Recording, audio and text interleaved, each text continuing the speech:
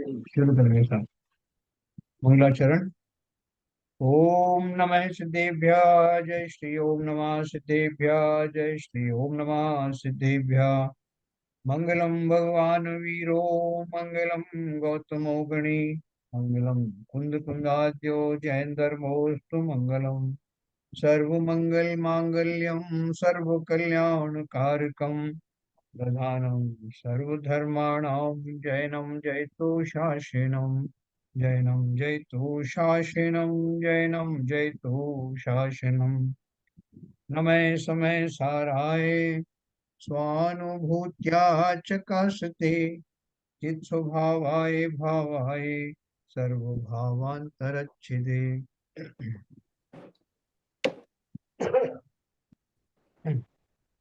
आचार्य कुंद कुंद द्वारा रचित समय सार ग्रंथ की सर्व विशुद्ध ज्ञानाधिकार हम लोग पढ़ रहे हैं, जिसमें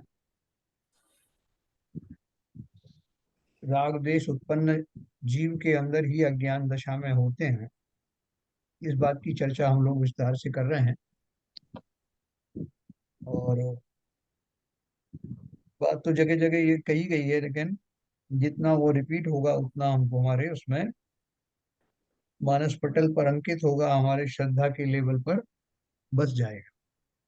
तो इसी बात को जो है और स्पष्ट रूप से आज उन्होंने बताया है, अपन जानेंगे।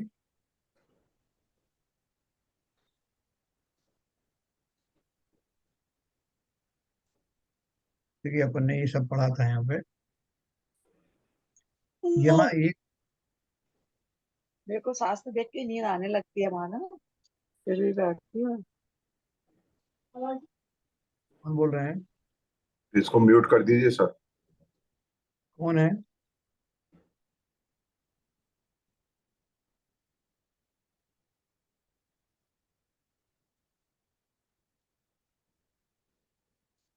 म्यूट हो अपने आप ही कर लिया है।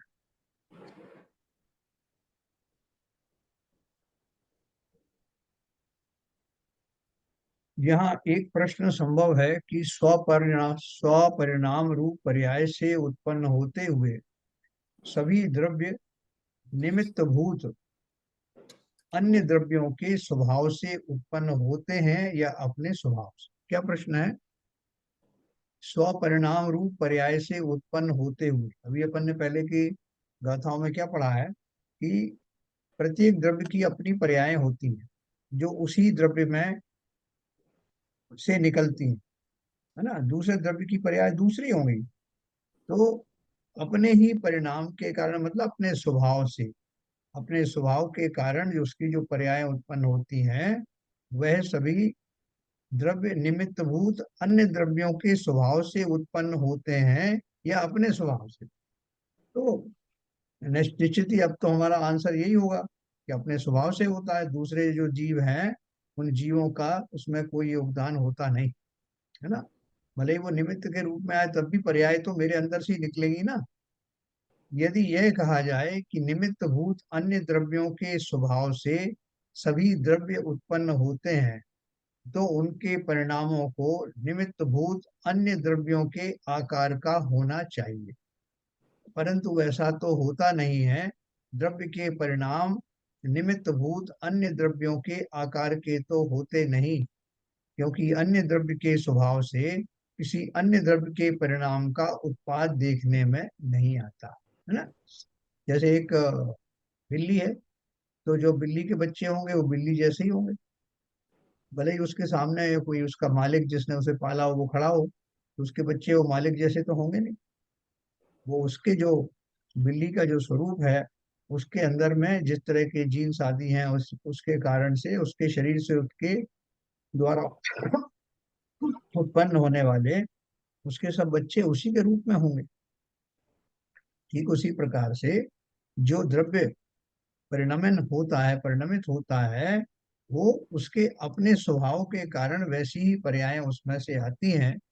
अन्य निमित्त भूत पदार्थ जो भी हैं उनके कारण पर्यायों की श्रृंखला या पर्यायों का स्वरूप बदलता नहीं। तो यदि यह कहा जाए कि निमित्त भूत अन्य द्रव्यों के स्वभाव से सभी द्रव्य उत्पन्न होते हैं, तो उनके परिणामों को निमित्त भूत अन्य द्रव्यों के आकार का होना चाहिए, परंतु ऐसा तो होता नहीं है। द्रव्यों के परिणाम निमित्त भूत अन्य द्रव्यों के आकार के तो होते नहीं, क्योंकि अन्य द्रव्य के स्वभाव से किसी अन्य द्रव्य के परिणाम का उत्पाद देखने में नहीं आता। यदि ऐसा है तो फिर सर्व द्रव्य निमित्त भूत अन्य द्रव्यों के स्वभाव से उत्पन्न नहीं होते हैं, परंतु अपने स्वभाव से ही उत्पन्न होते हैं, यही निश्चित रहा। क्योंकि प्रत्येक द्रव्य के परिणाम का अपने स्वभाव से ही उत्पाद देखा जाता है। कोई भी द्रव्य लगा लो, उसमें जो उसकी योग्यताएं हैं, उस योग्यता के फलस्वरूप जो पर्याय उसमें से निकलनी है उसी द्रव्य में से ही निकलेंगे। कोई दूसरा निमित्त उसको उन पर्यायों को बदल नहीं सकता या अपनी पर्याय उसमें डाल नहीं सकता। ऐसा होने पर यह निश्चित हुआ कि सर्व द्रव्य अपने स्वभाव का उल्लंघन नहीं करते। देखो एकदम सिंप्लीफाइड चीज है, जिसमें कहीं कोई संदेह की गुंजाइश नहीं, और वो धीरे धीरे करके पूरा डिराइव करके आपको वहीं लेके आएंगे जहां अपन को विश्वास हो जाए कि सिद्धांत क्या है।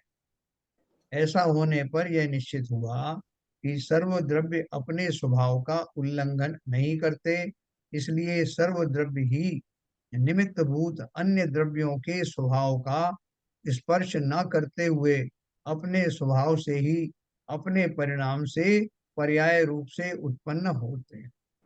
निमित्त भूत अन्य द्रव्य उनके परिणामों के उत्पादक हैं ही नहीं।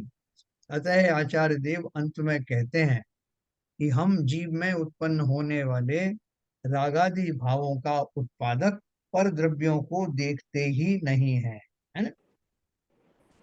रागादि भाव जो है वो कैसे है, जो मेरे स्वभाव नहीं है। तो जीव में उत्पन्न होने वाले रागादि भावों का उत्पादक पर द्रव्यों को देखते ही नहीं है, मानते ही नहीं है, जानते ही नहीं है। इसके बारे में कहा जा रहा है, ये आचार्य देव स्वयं के लिए कह रहे हैं, अर्थात ये ज्ञानियों की बात है। फिर उन द्रव्यों पर क्रोध क्यों करें। कल ये बात आई थी ना कि उन द्रव्यों को कहीं क्रोध का हमारा कोई कारण है नहीं। मैं कल हमने फिर ये एक एग्जाम्पल भी पढ़ा था। इस प्रकार गाथा में यही कहा गया है कि जिस प्रकार घड़ा अपनी उपादान रूप मिट्टी का ही कार्य है और मिट्टी रूप ही है, उसे बनाने के विकल्प से परिणमित कुम्हार रूप नहीं, निमित्त रूप नहीं, उसी प्रकार से रागादि भाव भी अपने उपादान रूप चैतन्य आत्मा के ही कार्य हैं। चैतन्य रूप ही हैं, पर रूप नहीं। अचेतन रूप नहीं, अचेतन कर्म रूप नहीं, निमित्त रूप नहीं है। रागादि भाव आपने अगर कह दिया कि वो मेरे नहीं है, तो किसके हैं। तो कभी आपने घड़े में से रागादि भाव निकलते देखे, कभी किसी और जो अचेतन पदार्थ है उनमें से रागादि भाव निकलते देखे, या नहीं देखे था। तो बोले फिर मेरे हैं नहीं और दूसरे पदार्थों में पाए नहीं जाते, तो ये आए कहाँ से, रागादि भावों की उत्पत्ति कहाँ से होती। तो अपन ने ये अपनी पिछली गाथाओं में पढ़ा कि वो चूंकि रागादि भाव में चैतन्यता तो है ही, कि उस तरह के भाव, उस तरह का चिंतन। सर इसको इसको ऐसा मतलब एक्चुअली हालांकि ठीक तो नहीं बातें, पर मैं कहना चाह रहा हूँ कि हाँ बोलिए। अब ऐसा कह सकते हैं कि रागादि जो भाव का ग्रहण करना या मतलब इस स्थिति में आना पर आत्मा का गुण है, क्योंकि आत्मा ये करती है रागादि भाव मतलब जो भी है उसी अज्ञानता की वजह से करती हो, लेकिन करती आत्मा ही है, और कोई द्रव्य नहीं करता, तो तो सही है इसका आपकी गुण हो बात। गया। आप गुण कह सकते हो उसको, ये विभाव कह सकते हैं। अपन अगर गुण नहीं कहना चाहते कि गुण अपन ने पॉजिटिव चीज में रखा है, तो अपन जैसे बोलते हैं मुझे बहुत क्रोध आता है, तो ये क्रोध आना गुण नहीं कह के अपनी इस दोष कहेंगे ना, मेरे अंदर साहब ये कमी है। तो ठीक उसी प्रकार से इसमें कोई शक नहीं, जो आपने कहा कि आत्मा में ही होते हैं, तो उन्होंने पहले कहा तो सही है कि अज्ञान दशा में आत्मा के ही होते हैं।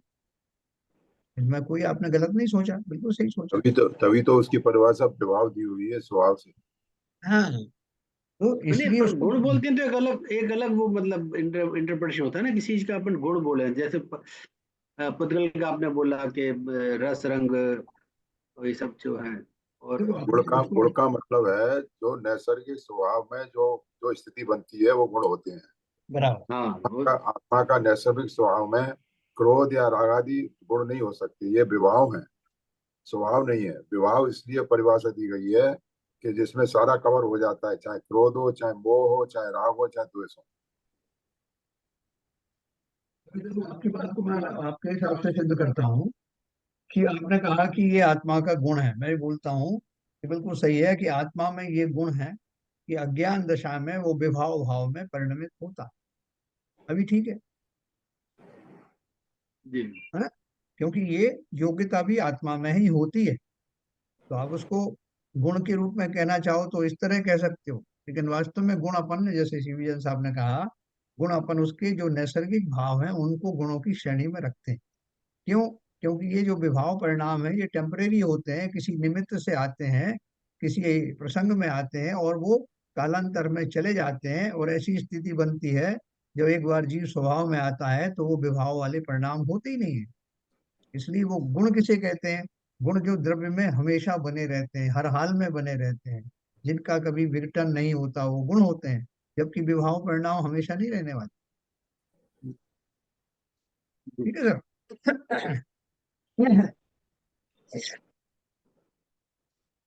तो ये उन्होंने स्वीकार किया कि ये जो रागादि परिणाम है ये चैतन्य के हैं, लेकिन हैं अज्ञान दशा में, अपने उपादान रूप। उसी प्रकार रागादि भाव भी अपने उपादान रूप चेतन आत्मा के ही कार्य हैं, चेतन रूप ही है, पर रूप नहीं है, अचेतन रूप नहीं है, अचेतन कर्म रूप नहीं है, और निमित्त रूप भी नहीं है ना? तो फिर क्या है कि वो है तो जीव के ही, लेकिन अज्ञान दशा में वो सामने आते हैं। इस प्रकार जब यह निर्णय पक्का हो जाता है तो फिर निमित्त रूप पर द्रव्यों पर कोप करने का कोई कारण शेष नहीं रह जाता है। ये इतना डिराइव किया है और अपन सब इससे कन्विंस हैं कि बिल्कुल सही कहा आपने। जब सही कहा है तो फिर ये बताओ कि वो जो परद्रव्य जिनका हमने अभी अभी पढ़ के आए हैं कि वो हमारे परिणामों में साधक या बाधक नहीं बन सकते, क्योंकि वो मेरा आंतरिक मामला है। वो उनकी प्रेजेंस में निर्णय भी अगर लेता हूँ तो मैं ही लेता हूँ कि मुझे गुस्सा करना है, कि मुझे शांत रहना है, तो ये सारे निर्णय और ये परिणाम सब मेरे ही होते हैं। तो इसलिए उन द्रव्यों का क्या कसूर? बोले इसमें तो यहाँ तक आ गया कि लोग आपके कान भर के जाएंगे, साहब देखो ऐसा ऐसा है, और अपन गुस्से में आ गए। तो अपन गुस्से में आ गए, फिर अपन क्या कहेंगे कि साहब मेरे को गुस्सा इस वजह से आया क्योंकि फला आदमी ने मेरे कान भर दी। तो वो लोग कहेंगे, साहब लोग तो पता नहीं क्या क्या कहेंगे, सुनता सावधान होना चाहिए। आपसे कोई कहेगा कुएं में कूद जाओ तो कूद जाओगे क्या? ये जगत में जो ये कहावत कही जाती है वो इसलिए कही जाती है कि निमित्तों से प्रभावित होना वो मेरा ही काम है, मैं हूं या ना हूं, लेकिन परिणाम तो मेरे अपने हैं, उन परिणामों को मैं ही करता हूं। तो इसलिए उन्होंने बोला कि उन परद्रव्यों को ऊपर कोई गलती नहीं है कि उन्होंने क्या किया। अब रामचंद्र जी के ऊपर वो जो, जब उनको वनवास हुआ तो लोग बोलते हैं कि वो मंथरा के कहने पर उन्होंने ऐसा किया, या केकई ने उनको जो है वनवास दिलवाया। तो ये सारे जो है तो उस घटना के निमित्त भूत तो है, लेकिन वो घटना वैसी फलीभूत होनी थी। तो इसलिए उस तरह की जो वातावरण बना उसमें ये सारे निर्णय तो इंडिविजुअल ने लिए, और उनकी जैसी पर्याय होनी थी, जैसा परिणमन होना था, जैसी कालब्धि आई थी, उस हिसाब से सब घटित होता है। तो ज्ञानी तो ना मंथरा के ऊपर कोप करेगा ना केकई पे करेगा। जो रामचंद्र जी ने किया, किसी पर नहीं क्रोध किया, सहज भाव में ही लिया। वो जानते थे कि सब ये ऐसी ही परिणति होती है द्रव्य की। जब हो जाता है तो जो उसमें बाहरी कारण दिखाई देते हैं उनको जीव उनके लिए जिम्मेदार मान लेता है। और ये सब जो तपन ने जो डिराइव किया उसके उससे क्या सिद्ध होता है कि कोई भी परद्रव्य मेरे परिणमन का कारण नहीं बनता, है ना? क्योंकि वो निमित्त की प्रेजेंस में निर्णय सब लेने वाला मैं ही हूँ। वो निमित्त तो चेतन अचेतन कोई भी प्रकार के हो सकते हैं, उनका कोई कसूर नहीं, क्योंकि उस परिणमन में उन घटनाओं में जिन द्रव्यों को निमित्त बनना है, जिस काल आदि को यहाँ हाजिर होना है, वो सब सुनिश्चित है। है ना। इस प्रकार जब यह निर्णय पक्का हो जाता है तो फिर निमित्त रूप पर द्रव्यों पर कोप करने का कोई कारण शेष नहीं रह जाता। इसलिए निष्कर्ष के रूप में आचार्य देव कहते हैं कि जब हमें कोई परद्रव्य हमारे सुख दुख और राग द्वेष का कारण दिखाई ही नहीं देता तो फिर हम उन परद्रव्यों पर कोप क्यों करें। जैसे आपने समझा तो दिया, ये समझ में भी आ गया सिद्धांत, मगर ऐसा होता थोड़ी कि मैं किसी को क्रोध ना करूं और आपने सबको छुड़ा दिया मेरे क्रोध का खूब भजन बनने से, छुड़ा दिया, सबको माफ करवा दिया, ऐसा थोड़ी होता है। अब मेरी जगह आप होते तो आपको मालूम पड़ता कितनी तकलीफ होती जब मेरा कोई अपमान करता है, जब कोई मुझे गालियां देता है, और कितना सुखद लगता है जब कोई मेरी प्रशंसा करता है। अब आप तो बैठ गए तपस्या में, आपको क्या मालूम। अरे भैया, वो सारी इन दशाओं से होकर के ही गुजरे हैं, और तब उन्होंने निर्णय लिया कि इन बातों में कोई दम नहीं। कौन किसको बिगाड़ता है, कौन किसका निमित्त बनता है। मैं तो स्वयं अपने स्वभाव में जाने का स्वयं ही निमित्त हूँ, स्वयं ही उपादान हूँ। उन गुणों की प्राप्ति करना जो व्यवहार से कहा जाता है, वो गुण कहीं बाहर से थोड़ी आने वाले, वो तो मुझ में ही है, मुझ में है, मुझ में, मुझसे ही प्रगटेंगे। तो ऐसा विश्वास करना, और जगत में अगर मुझे इस बात का विश्वास हो जाए जो ये यहाँ कह रहे हैं, तो मैं भी भावलिंगी संतों की तरह निवृत्ति रूप संयम का धनी हो जाऊं। किसी पर क्रोध आएगा ही क्यों। यही तो वो दशा है जिसने उन तीन पांडवों को कुंडल, गर्म कुंडल के बावजूद भी मोक्ष पहुंचा दिया। यही तो वो गाथा है जिसने उन गज कुमार मुनि को सिर पर सिगड़ी जलाने के बावजूद भी केवल ज्ञान और निर्वाण अवस्था तक पहुंचा। इस गाथाओं के जो भाव हैं हम सबके लिए हैं। इन भावों को जिसने समझा वो सब पार हो गए, और मैं इसको समझ कर भी अनजान बना, है ना। तो इसलिए निष्कर्ष के रूप में आचार्य देव कहते हैं कि जब हमें कोई परद्रव्य हमारे सुख दुख और राग द्वेष का कारण दिखाई ही नहीं देता तो फिर हम उन परद्रव्यों पर कोप क्यों करें। देखो, हो सकता है कि इतनी जल्दी हमको ये बात जानकारी में तो आ गई, लेकिन मान्यता के लेवल पर नहीं आई। अब आपसे कोई कहेगा साहब मुझे सम्यक दर्शन हुआ क्या, तो हम परीक्षा कर सकते हैं कि नहीं कि हुआ है कि नहीं। किस आधार पर कर सकते हैं कि अगर ये बातें मुझे श्रद्धा के लेवल पर विश्वसनीय लगे तो मेरा आचरण बदलेगा कि नहीं बदलेगा।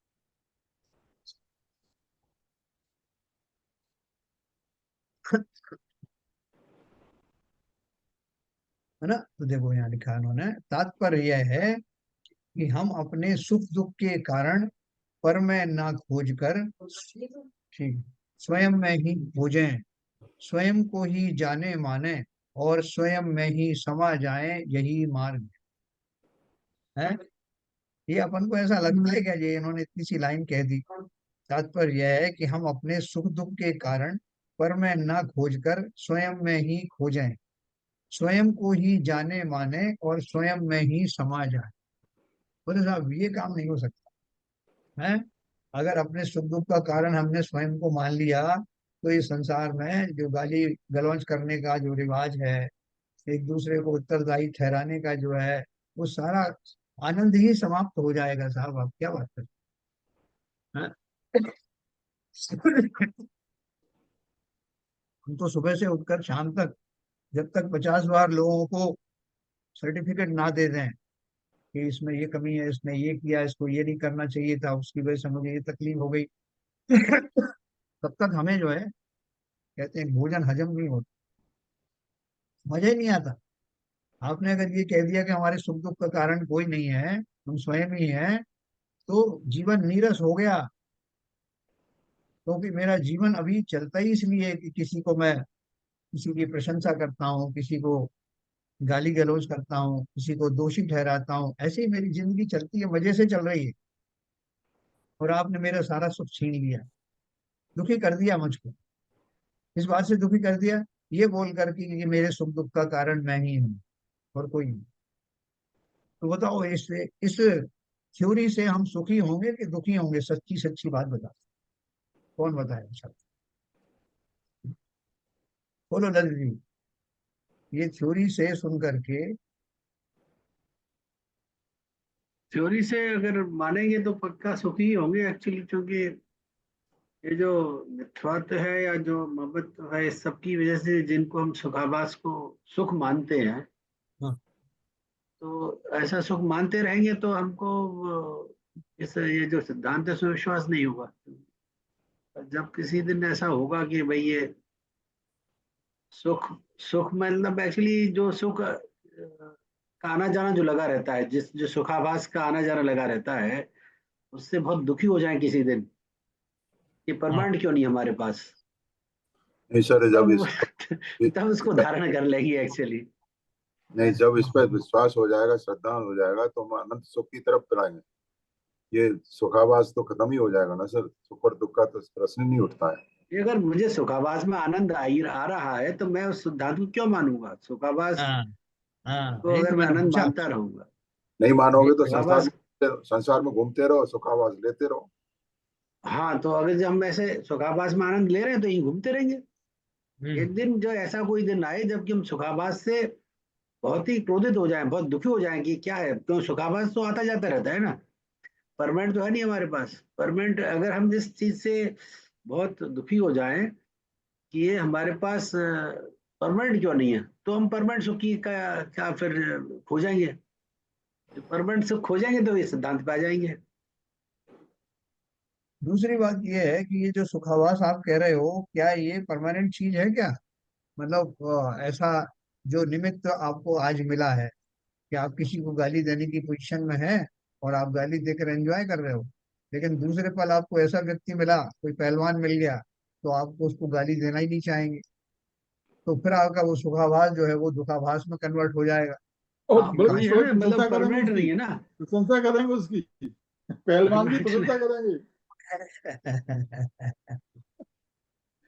है एक्चुअल में क्या सरिता। है भाई और साहब? एक्चुअली हमको अभी जो जीवन में ये पता है कि सुखाबस परमानेंट नहीं है, इसको लगातार हमको, लेकिन हम फिर भी एक आदत सी बनी हुई है, उसको हम जी रहे हैं फिर हाँ, भी कि ठीक है, सुख आ जाएगा दोबारा आ जाएगा। हाँ, एक्चुअल जी, में ये जीव किस स्तर पर है, इस पर डिपेंड करता है। हाँ, जीव हाँ, का मान्यता क्या है, जीव क्या ज्ञानी है, अज्ञानी है, अज्ञानी होते हुए भी किस स्थिति में है, कौन सी सीढ़ी पर खड़ा हुआ है, सम्यक दर्शन की तरफ जा रहा है और किस स्थिति पर खड़ा हुआ है, ये सब उस पर डिपेंड करता है।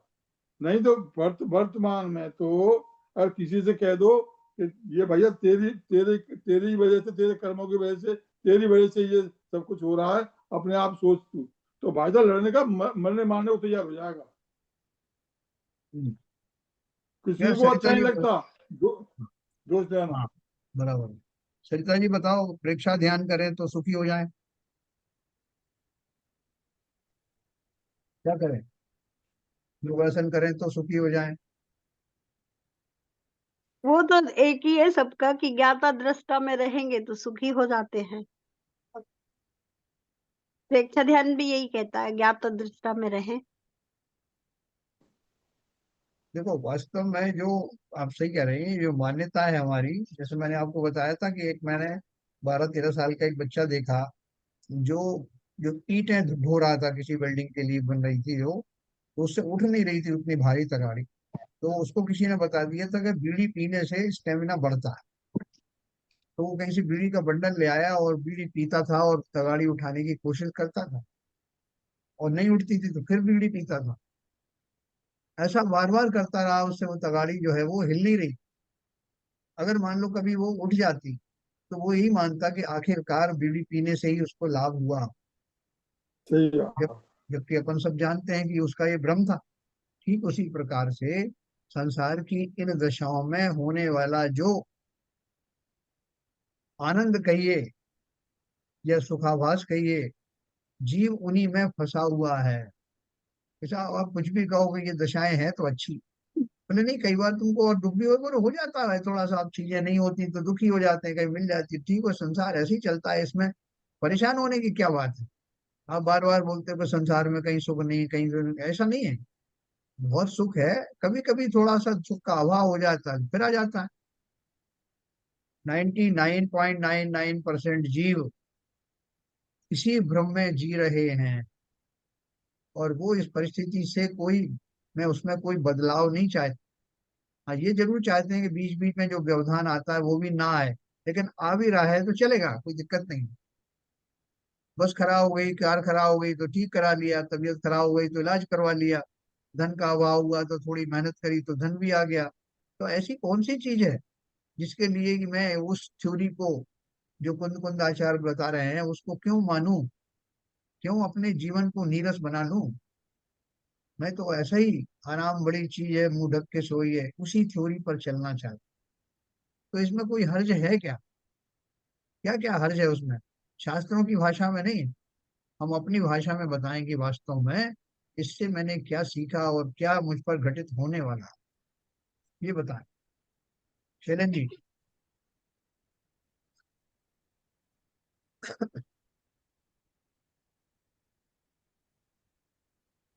शैलन जी हैं?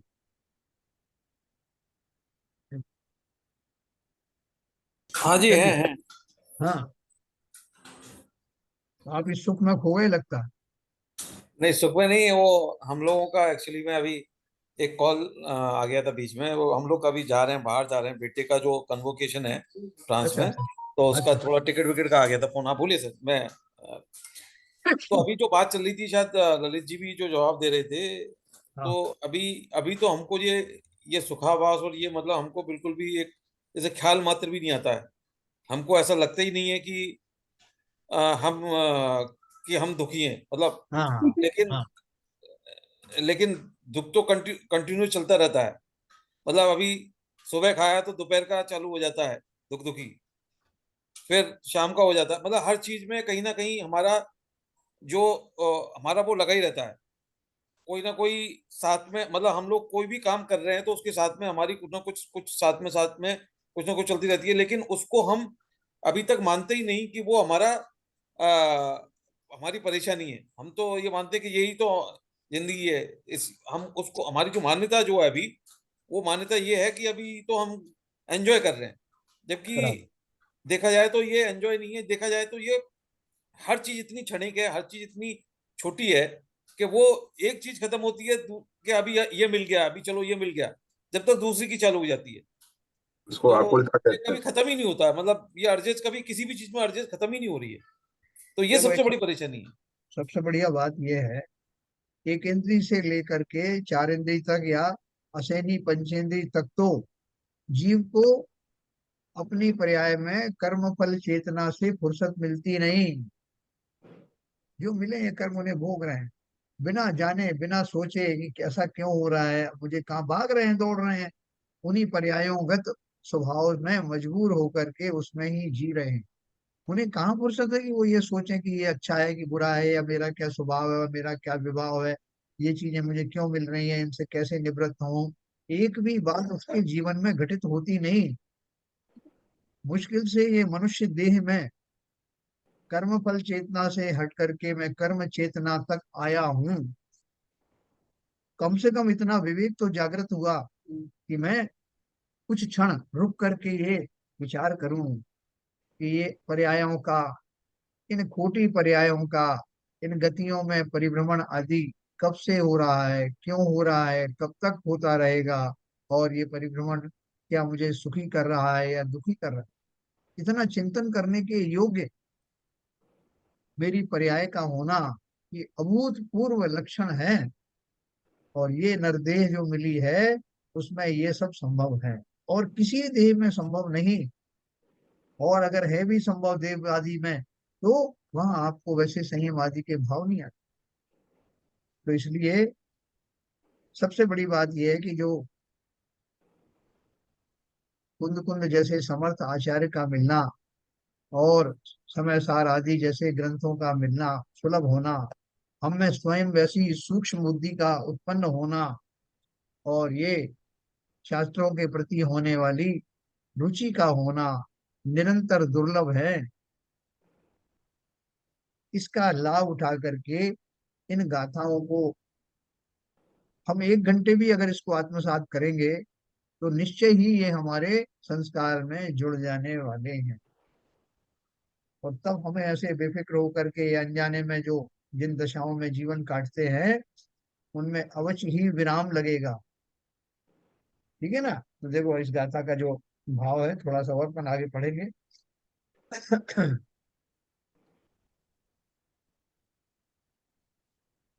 तात्पर्य यह है कि हम अपने सुख दुख के कारण पर में न खोजकर स्वयं में ही खोजें, स्वयं को ही जाने माने और स्वयं में ही समा जाएं।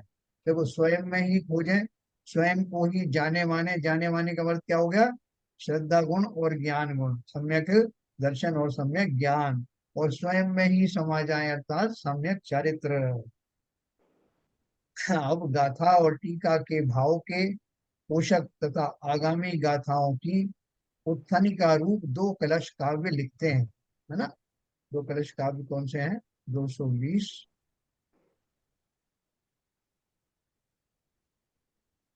220, 220 221।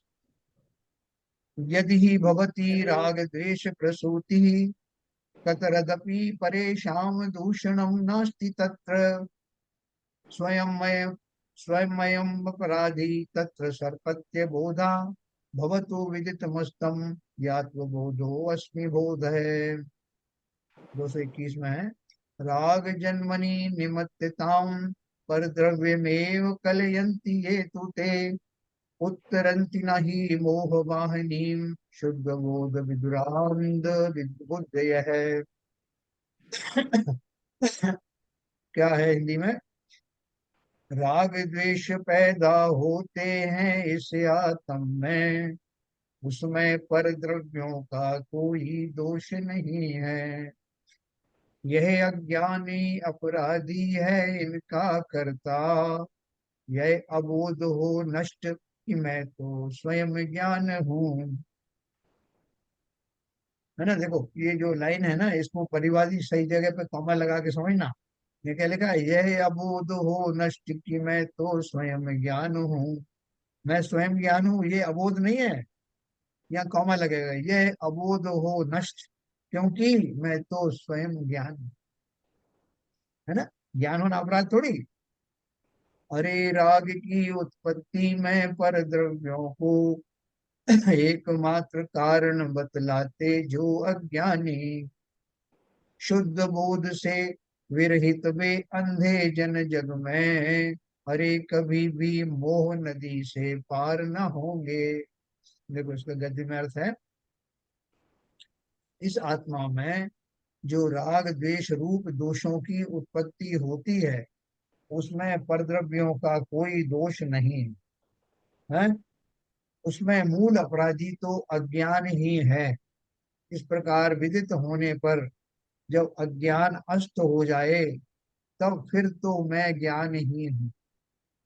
है जैसे अपन को देखो कई बार कोई चीज समझ में नहीं आती ना, तो अपन ये स्वीकार करते हैं कि भाई साहब आप कह तो सही रहे होगे, आप प्रामाणिक हैं, इतने लोग आपको मान रहे हैं, सुन रहे हैं, लेकिन मेरी समझ में नहीं आ रहा है, इस समय मेरी बुद्धि चल नहीं रही। है ना। ये स्वीकार किया ना, ये स्वीकार किया मतलब अपनी वर्तमान दशा को जाना और वर्तमान दशा में खोट है यह माना। ये दोनों स्थिति होने पर भले ही उस क्षण वो जीव सम्यक श्रद्धान में ना आए, लेकिन ये स्वीकारोक्ति, यह मानना कि मेरी वर्तमान दशा ऐसी है कि मैं सही को समझ नहीं पा रहा हूँ और जो मैं समझ रहा हूँ वास्तव में वो सही नहीं है, ऐसा विश्वास होना अगली स्टेज का सूचक है। अर्थात अब मैं इस योग्य होने जा रहा हूँ कि वो सच्ची बात मेरी समझ में आएगी। मैंने ये स्वीकार कर लिया ना कि जो आप बात कह रहे हो मेरे समझ में आ नहीं रहा है, लेकिन बात आप जो कह रहे हो वो सही है, ये ऐसा मेरा विश्वास। तो यही वो कह रहे हैं, इस आत्मा में जो राग द्वेषों की उत्पत्ति होती है उसमें परद्रव्यों का कोई दोष नहीं है, उसमें मूल अपराधी तो अज्ञान ही है। मेरा अज्ञान है तो मैं वैसे ऐसी कल्पना करता हूँ, दूसरे का अज्ञान है तो दूसरा ऐसी कल्पना करता है। इस प्रकार विदित होने पर जब अज्ञान अस्त हो जाए, मैं बार बार सोच रहा हूँ कि भाई साहब मैं क्या करूं, मैं अज्ञानी हूँ, मेरा दिमाग ही नहीं चल रहा है। तो जब दिमाग चलेगा तो ये ज्ञान भी होगा कि अब दिमाग सही काम कर रहा है। ये स्थिति भी आने वाली है, आती ही है। इस प्रकार विदित होने पर जब अज्ञान अस्त हो जाए, तब फिर तो मैं ज्ञान ही हूँ। फिर वो खोटी वाली बुद्धि गई कहाँ, है ही नहीं। जो लोग राग की उत्पत्ति में पर द्रव्य को ही मूल कारण मानते हैं, अर्थात पर द्रव्य के निमित्त से ही राग उत्पन्न होता है, ऐसा मानते हैं, शुद्ध ज्ञान से रहित वे अंध बुद्धि लोग मोह नदी को पार नहीं कर सकते। उक्त संपूर्ण कथन का सार यह है कि राग देश रूप विकारी भावों की उत्पत्ति में पर द्रव्यों का कोई दोष नहीं। पर द्रव्य इस आत्मा को बलात् राग द्वेष रूप नहीं परिणमाते, अपितु यह आत्मा ही स्वयं अपने अज्ञान भाव के कारण राग द्वेष रूप परिणमित होता है, तथा जब यह आत्मा स्वयं अपने अज्ञान के कारण राग द्वेष रूप परिणमित होता है, तब परद्रव्य उसमें सहज भाव से निमित्त भाव मात्र होते हैं। तो रामचंद्र जी को जब वनवास मिला और जब थोड़ी देर के बाद केकई को ये ज्ञान हुआ कि मैंने ये क्या कर डाला, तो उन्होंने क्षमा याचना की रामचंद्र जी से, बेटा मुझसे गलती हो गई, तू वनवास वन में मत मत जा। रामचंद्र जी ने क्या जवाब दिया, माता आप तो मेरी माँ हैं, आप कोई गलत कार्य कर ही नहीं सकती। आपके कारण मुझे ये कोई कष्ट नहीं हो रहा, बल्कि मुझे प्रशंसा, मुझे बहुत हर्ष हो रहा है कि मैं आज आपकी आज्ञा पालन करने के योग्य हुआ। रही बात वनवास जाने की, राज्याभिषेक की, तो ये तो सब क्षणिक पर्याय हैं, इनमें आपका क्या कसूर, आप अपने आप को दोषी क्यों मानते हैं? ये तो सब जो निमित्त हैं, हर एक के जीवन में निमित्त बदल बदल कर आते हैं, इसमें आपका कोई कसूर शरा सा भी नहीं। ऐसा उन्होंने ये कहीं को समझाने के लिए नहीं, वास्तव में जो महसूस करते थे उसका ही उन्होंने उद्घाटन किया। मैना सुंदरी को जब इसमें सब कोणीपति, ऊपर वाली लाइन में तो बोल दिया परद्रव्य के निमित्त से ही राग उत्पन्न होते हैं, ऐसा मानते हैं वो शुद्ध ज्ञान से रहित हैं। हाँ अंध बुद्धि मतलब वहां पे तो बोल दिया कि परद्रव्य निमित्त भी नहीं है, और नीचे फिर आप बता रहे हैं परद्रव्य उसमें सहज भाव से निमित्त होते हैं।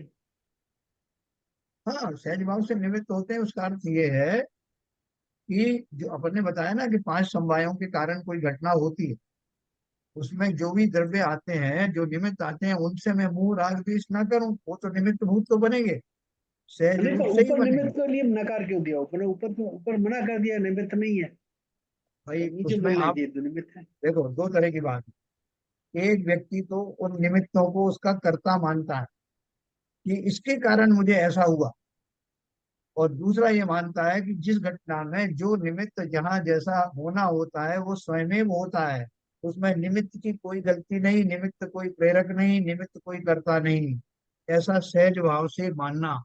और मुख्य रूप से मेरी उपादान शक्ति से ही मैं परिणमित होता हूँ, ऐसा मानना। इन दोनों भाव में अलग अलग अंतर है कि नहीं? नहीं सर, ऊपर ये लिखा हुआ है कि परद्रव्यों का कोई दोष नहीं, हाँ, ऐसा नहीं लिखा है कि परद्रव्य उसमें निमित्त नहीं। मतलब परद्रव्यों का परद्रव्यों को दोष परद्रव्यों का मानना। दोष, हाँ दोष नहीं है, वो निमित्त बन दोष, सकते हैं नहीं, मगर उनका। ऊपर वाली लाइन में लिखा है साहब, अर्थात परद्रव्य के निमित्त से ही राग उत्पन्न होता है, ऐसा मानते हैं, शुद्ध हाँ ज्ञान तो से रहते हैं। वो लोग क्या है, मतलब उनको वो परद्रव्य निमित्त नहीं होते, जो शुद्ध ज्ञान से रहते हैं वही ऐसा मानेंगे ये निमित्त है। अरे यही तो लिखा है, आप उसकी व्याख्या अलग कर रहे हो। राग बिल्कुल सही द्वेष लिखा है वो। विकार, विकारी भावों की उत्पत्ति में परद्रव्यों का कोई दोष नहीं। कोई दोष नहीं मतलब वो उसके कर्ता नहीं है। जहाँ दोष की बात आ वहां रही है तो उसका अर्थ कर्ता की है बात ही नहीं हो रही है, सब निमित्त, निमित्त उससे अलग चीज है, उससे कर्ता अलग चीज है। नीचे की उसका लाइन जो पढ़ो बात सर, हुई है निमित्त की बात हो रही है। उसका अर्थ नीचे की लाइन समझिए। पढ़ो। जो दोष लोग कब राग की होता है? उत्पत्ति, एक मिनट सिटीजन साहब, दोष का अर्थ क्या है? दोष नहीं होने का अर्थ क्या है? मतलब वो जानबूझ करके ऐसा नहीं करते, अर्थात वो करता नहीं है। इसके पीछे दोष निमित्त तो नहीं का कर्ता अर्थ होता ये। ही नहीं ना साहब, एक्चुअली निमित्त तो कर्ता होता ही नहीं है। हाँ तो नहीं, जो मान रहे हैं उनकी बात कर रहे हैं ना। नहीं होता है तो आप ज्ञानी हो गए। नहीं जो नहीं, इसमें ज्ञानी, भी तो कर्ता की बात कहाँ लिखी है, उन्होंने निमित्त ही तो बोला है। सर अरे एक यार मिनट, मैं बोल रहा हूँ आपको, ये कोई दोष नहीं है जो शब्द है उसका अर्थ यही है। सुनो सुनो सुनो जैन साहब, ये उस लाइन की बात नहीं कर रहे हैं। हाँ उससे नेक्स्ट नेक्स्ट वाला स्टेंजा पढ़ो। जो लोग राग की उत्पत्ति में परतत्व को मूल कारण मानते हैं, इसको पढ़ो।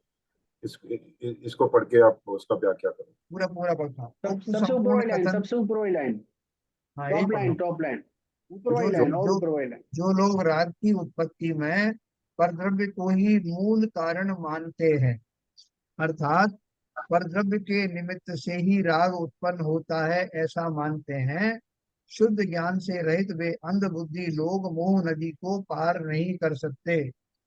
यहाँ भी वही बात कही है। परद्रव्य के, देखो परद्रव्य को ही मूल कारण मानते हैं। उन्होंने एक विशेष बहुत स्पष्ट किया है, मूल कारण मानते हैं मतलब मेरा कहीं कोई अपराध है ही नहीं। जो परद्रव्य है वही वास्तव में मेरे परिणमन का मुख्य कारण है, जो ऐसा मानते हैं।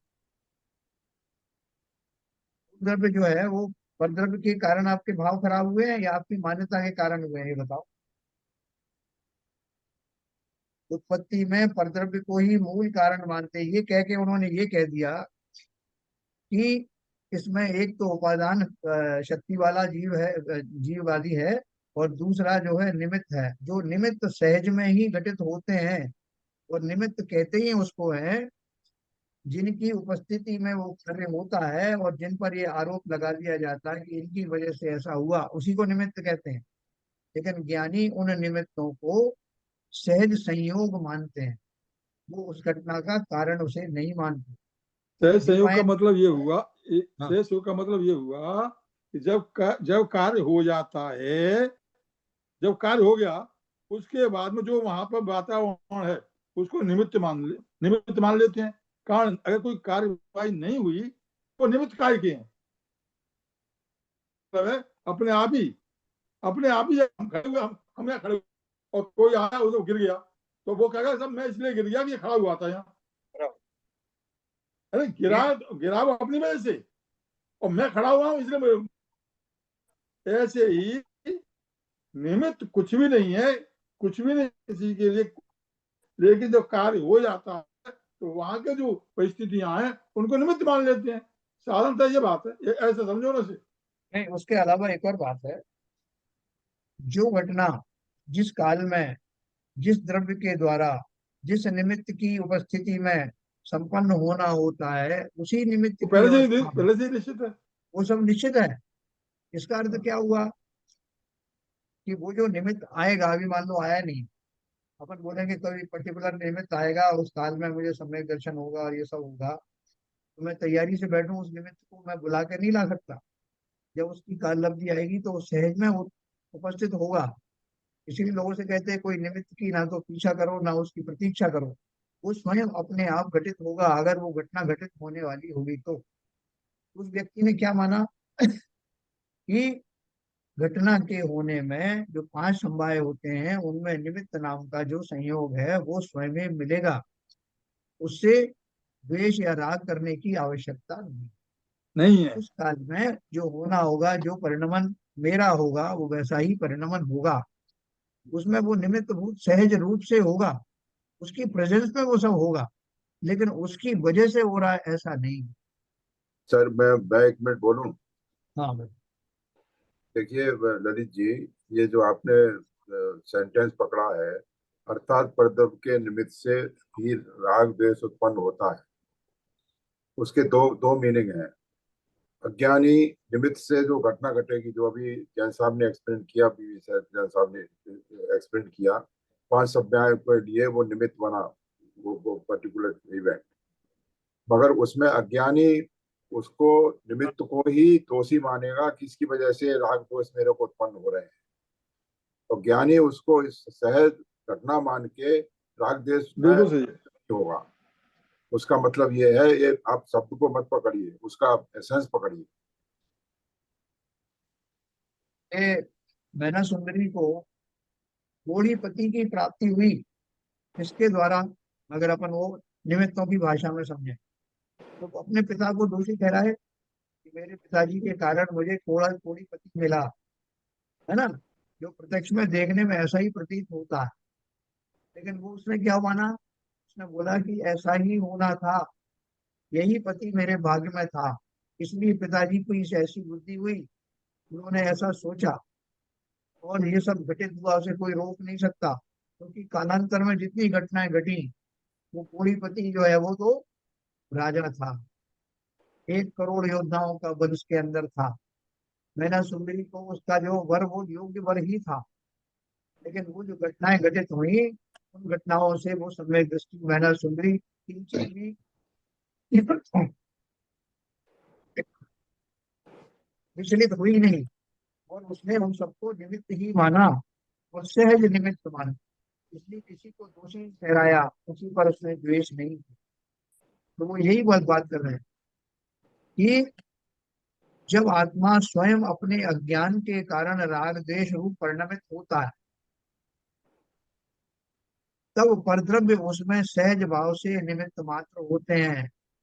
जब वो राजा ने पश्चाताप किया, राजा शुद्धोधन ने पश्चाताप किया कि मैंने ये क्या कर दिया, मैंने इस कोढ़ीपति को इनका जो है वर बना दिया, तो वो जो पश्चाताप का कारण था, जो उसके रुदन का कारण था, वो श्रीपाल का वर के रूप में मानना वो कारण बना।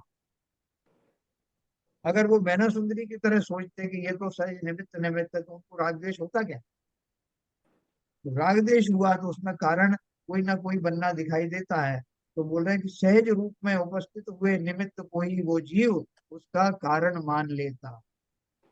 और ये शुद्धोधन जो जी का जैसे समय आप दृष्टि जो होते। एग्जाम्पल दे रहे हैं सर, एक्चुअली ये जो मैना सुंदरी वाला, हाँ तो उसको श्रीपाल से शादी की उसने अपनी बेटी की, राजा ने, हाँ हाँ।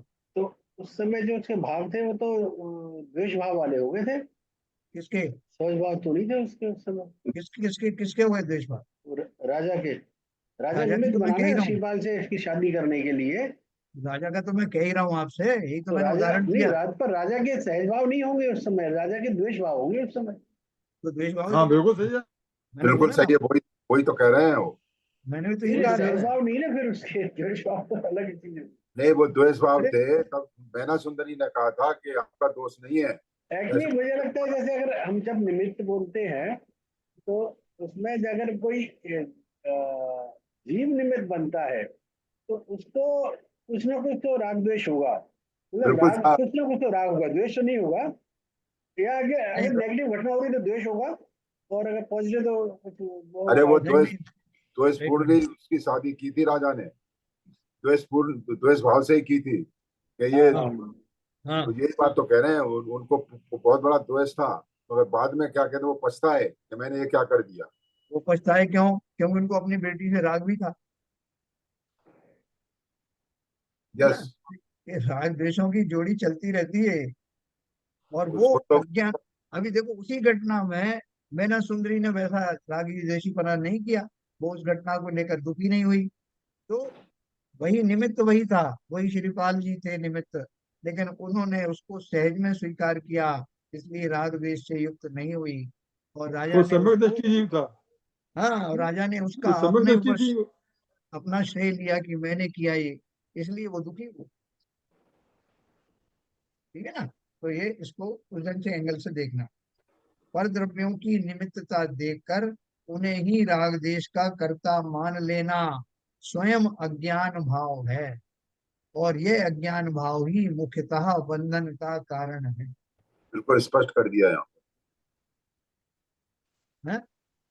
इन्होंने कुंडल पहनाए पांडवों को, अगर वो पांडव इस बात को मान ले सोचते कि अरे जिनने कुंडल पहनाए उनकी क्या औकात है, अगर मैं आज मेरे हाथ में अभी भी तलवार दे दी जाए तो इनको अभी मौत की नींद सुला सकता हूँ, तो हो जाता उनको केवल ज्ञान। नहीं होता कभी। तो इसलिए वस्तुओं को सहज भाव में, बहुत देखो एकदम क्लियर कहा, जब यह आत्मा स्वयं अपने अज्ञान के कारण राग द्वेष रूप परिणमित होता है, तब परद्रव्य उसमें सहज भाव से निमित्त मात्र होते हैं। परद्रव्यों की निमित्तता देखकर उन्हें ही राग द्वेष का कर्ता मान लेना स्वयं अज्ञान भाव है, और ये अज्ञान भाव ही मुख्यतः बंधन का कारण है। अब नेमिनाथ भगवान ने तो बता दिया था कि द्वारका नगरी 12 साल बाद जल जाएगी, और ये दीपायन मुनि उसमें निमित्त बनेंगे। न केवल दीपायन मुनि बल्कि और भी बहुत सारे निमित्त उन्होंने बताए।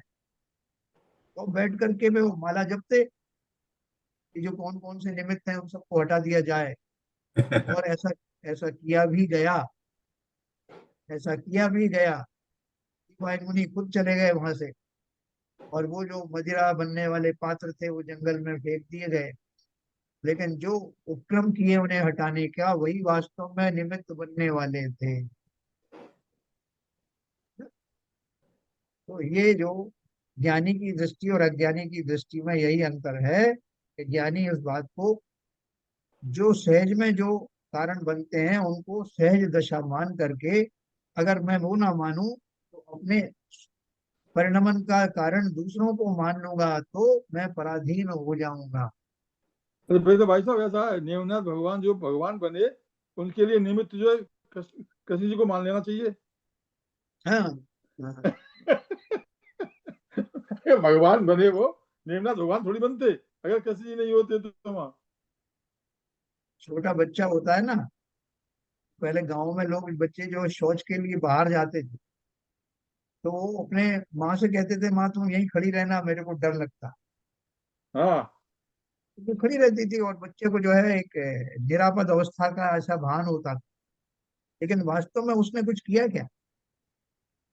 क्या उस बच्चे ने अपने मानस में ऐसा बना लिया कि माँ यहाँ खड़ी रहेगी तब तक मैं सुरक्षित रहूंगा? ये खाली मान्यता के लेवल पे। बाकी ना माँ ने कुछ किया, ना बेटे ने उससे कुछ ग्रहण किया। उस सुख और दुख का, यानी डर का जो वातावरण है, उसका निर्माण उसने स्वयं ही किया।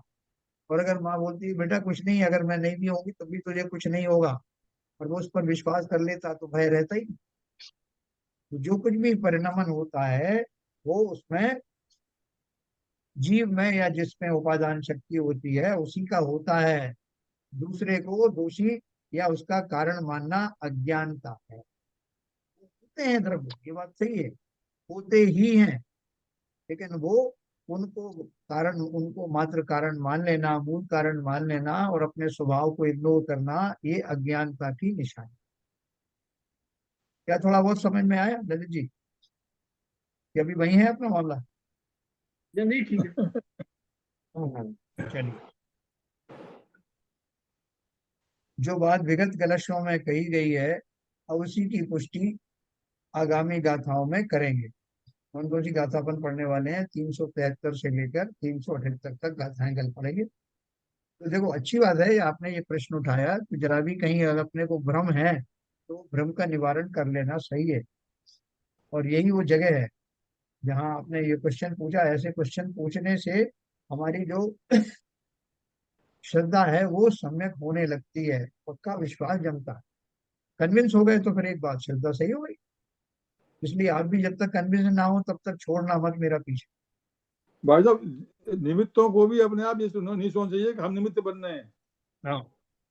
अगर निमित्त भी है, अगर जैसे मान लो कोई बच्चा बहुत बहुत पढ़ लिख के बड़ा बड़ा हो गया, बाप कह रहा है मैं इसमें निमित्त बन गया, हाँ, तो वो नहीं आप बिल्कुल सही कह रहे हैं। उनको भी यही सोचना है कि भाई ये अपने अपने ही इनके अपने ही वो उससे परिणाम हुआ है, मेरा इसमें कोई, मैं निमित्त नहीं हूँ इसमें। तो देखो निमित्त बाबू बनने जी, से ही ये हाँ तो संसार में, संसार की बहुत अनोखी दशा है कि हाँ बनता कोई है और हम उसका श्रेय लेते हैं कि राइट भाई है। साहब मैंने उनको इस लायक बनाया, आज वो मुझे आंख दिखा रहे हैं, मेरी वजह से हाँ आज सही वहां बात, खड़े हैं। ये सब भाव कहाँ से आते बिल्कुल हैं? राइट, राइट, बिल्कुल सही कह रहे हो। 4 लड़कों को मैंने जिम अच्छे पोस्ट पे कर दिया, 5 बार लड़का नालायक निकल गया है, उसको मैं कुछ नहीं बना पाया, तो वो नहीं बना पाने का वो अमेरिकन हो गया। वो अमेरिकन हो गया, मैंने बना दिया। हाँ, तो देखो ये जो यही दशाएं हैं हमारी, ये दशाएं उस लेवल तक हमें पहुंचने में समय लगता है। कितना समय यही लगता संसार को है? बढ़ा रही है भाई साहब, यही संसार को बढ़ा रही है। यही यही जो दशा है, यही सोच है, यही जो आदमी का जो ये विचार है, ये संसार में, तभी तो आपस में एक दूसरे के द्वेष, गैर द्वेष इसी वजह से हो रहे हैं कि मैंने तेरे लिए किया, तूने मेरे लिए नहीं किया। हाँ, मैं तो ये, जिस दिन मैं खत्म हो जाएगा ना, उस दिन ये सब झंझट खत्म। जब तक ये जो कि पर द्रव्य मेरे निमित्त बनते हैं, जब तक ये भाव समाप्त नहीं होगा, यस, तब तक हमारा यस, श्रेय यस, लेने यस, की होड़ लगी रहे। बिल्कुल सही कह रहे, बिल्कुल सही कह रहे। चलिए, तो कल अपन इसी बात को और आगे पढ़ेंगे।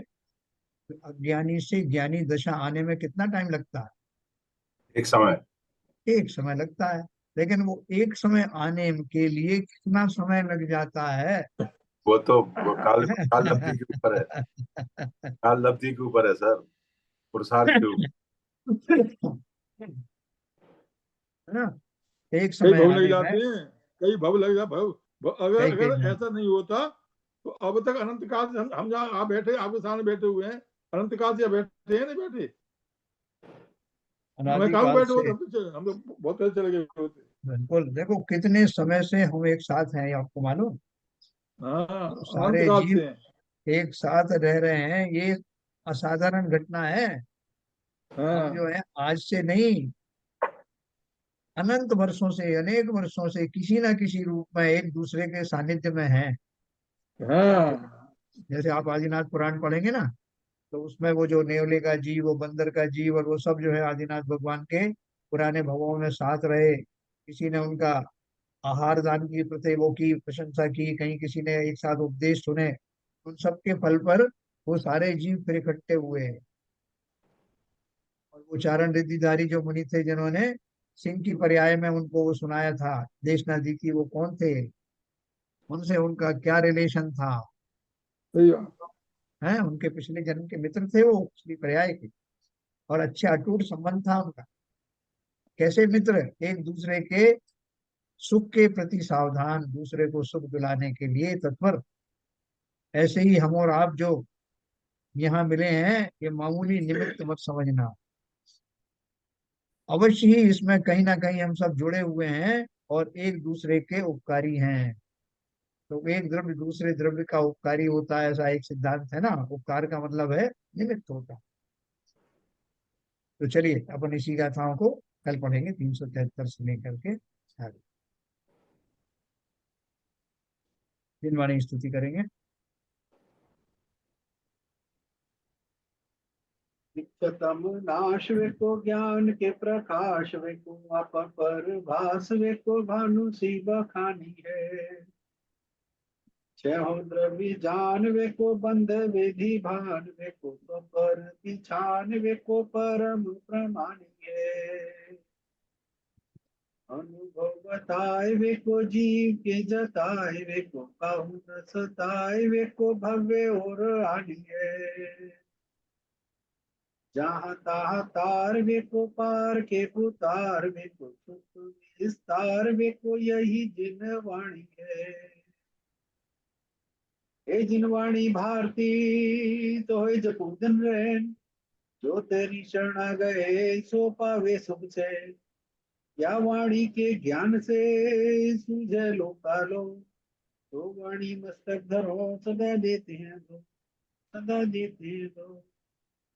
जिनवाणी माता की जय। जय।